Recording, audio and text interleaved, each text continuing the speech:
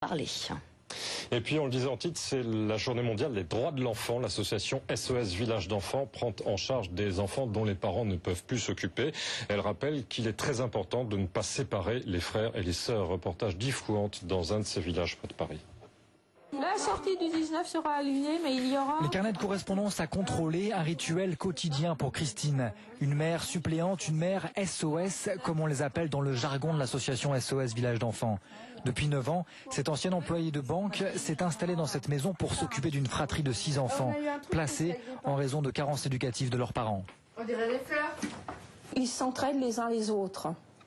Quand il y en a un qui va mal, là, en l'occurrence, ils sont 5 à le soutenir et à lui remonter le moral. Notre rôle à nous aussi, c'est de maintenir ce lien avec les parents et de faire en sorte que les enfants aient toujours une belle opinion de leurs parents, une belle image de leurs parents.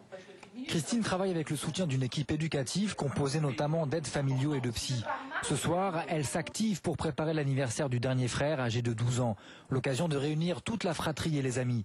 Christine en est persuadée, une maison d'enfants SOS, c'est une sorte de refuge où frères et sœurs peuvent se construire ensemble. Donc elle rentre du CFA. Je préfère être avec mes frères et sœurs que sans quand même. Enfin, je me sens moins seule. J'aime bien être en famille, pouvoir rigoler. Certains frères et sœurs nous redonnent le moral.